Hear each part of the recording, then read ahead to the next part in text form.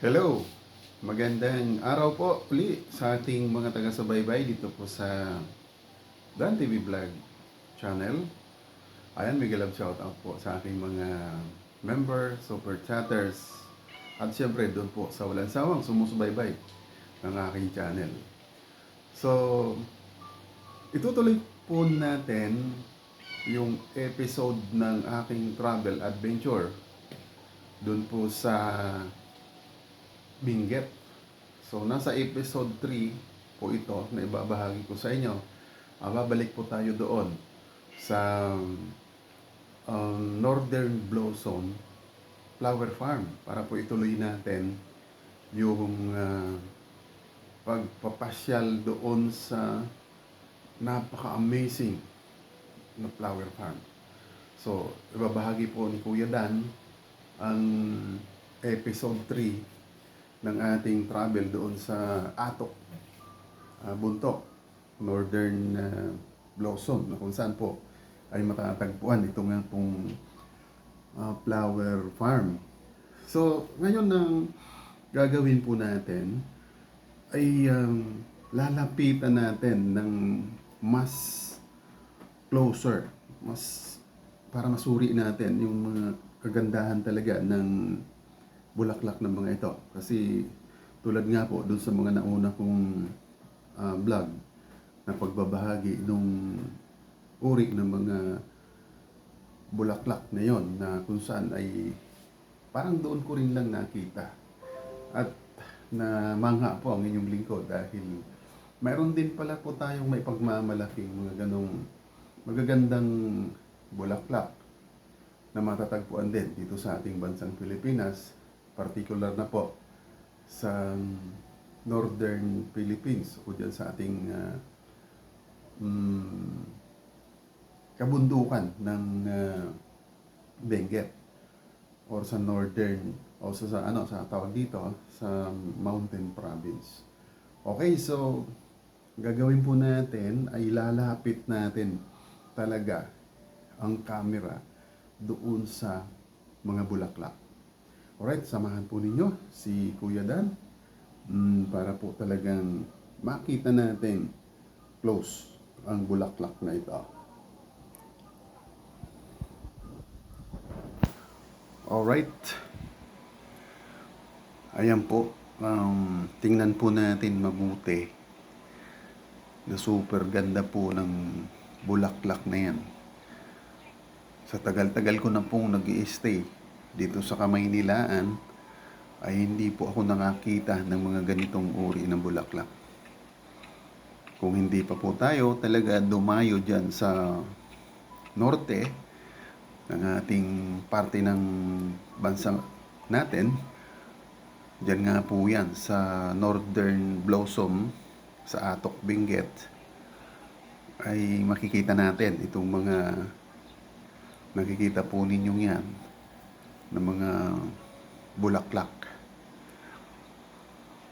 Okay, yan po yata yung napansin ko na name ng bulaklak na kung saan parang yung cabbage rose na kung tawagin. Okay, so ayan, tingnan po natin mabuti kung pamilyar po kayo sa bulaklak na yan o baka mayroon kayo sa inyong mga halaman. So i-compare po natin. Ayan, nilapitan po ng inyong lingkod ang flower na yan na kung saan talaga naman makikita mo yung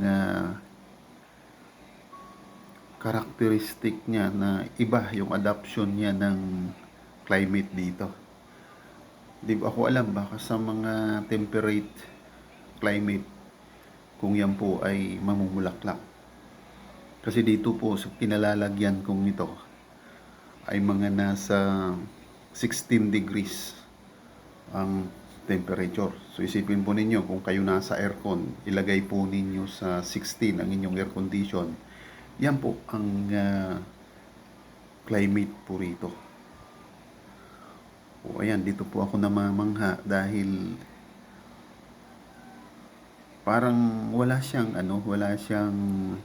leaves, parang yung sa tingin ko, mula siya nung maitanim, ay flower na yung mga yan, yung mga nasa gilid, tumanda, parang part na rin siya ng flower. Okay, so ayan, talaga na pong tinututok natin mabuti ang camera for identification. At saka makita po ninyo yung ano po niya, yung pinaka hitsura niya. Translucent din po siya. Nakita ko, iisang puno siya pero nag-change ang kanyang color. Okay, so dito tayo. Ayan, silipin natin ang hilera na yan. So, layer by layer din sila para yung siguro yung identifications or ng name ay hindi malilito ang manunood. Napansin ko lang po rito ay walang mga labeling. Ayan, tuloy-tuloy din po ang pagpasok ng mga turista. May mangilan-ngilan din po ako napansin na mga foreigner na nag-uusyuso rin ng mga bulaklak. Pero mas marami tayong mga kababayan na pumupunta.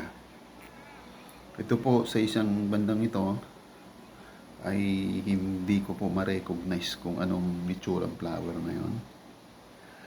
Ayan po, suriin natin mabuti. So isa sa mga napansin ko rito mga idol, ang leaves niya o yung dahon, similar po siya sa yung gulay na saluyot.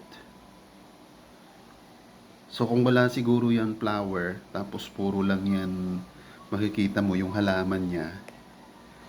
So ang impression mo ay, lalo kung hindi masyadong pamilyar sa saluyot, ay saluyot ang tingin.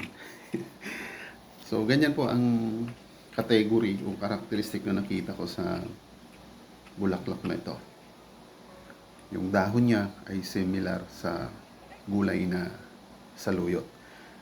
Kung mamasdan mo po yung mga natatanaw ninyo doon na may fog, part pa po yan ng garden ng farm na yan. Katulad nga po ng binanggit natin, based po doon sa nagbigay ng orientation sa amin, 2.5 hectares po yan. Imagine 2.5 hectares. Ang naikutan ko niyan, na-estimate ko lang, ay mga 500 square meter lang. Ako nag-ikot-ikot at saka yung natanaw ko. So, unfortunately nga po, hindi ko nakita yung kabuuan ng view, yung mga mountain terrains. Kasi nga po talaga, ay nababalutan ng mga makakapal na ulap. Kasi po dito, yung mga oras na to ay umuulan, umaambon. Kaya nagkaroon ng problema ng konti yung vision ng aking camera, yung resolution niya. Kasi halos basa na po yung ng aking camera. Okay mga idol, sa paghahatid ko po at pagbabahagi ng aking experience o travel sa pagtutur ko ng northern part of the Philippines, so dyan sa ating sa norte, particular na po dito sa Mountain Province. Isa lang po ito na binabahagi ko sa inyo. At maraming salamat sa pagsubaybay. Muli abangan po ninyo ang iba ko pang mga activities o travel sa mga susunod ko pang vlog. Ibabahagi ko po ayan sa inyo. Okay, si Kuya Dan ay muling magpapasalamat sa inyong pagsubaybay sa aking pong binabahaging vlog.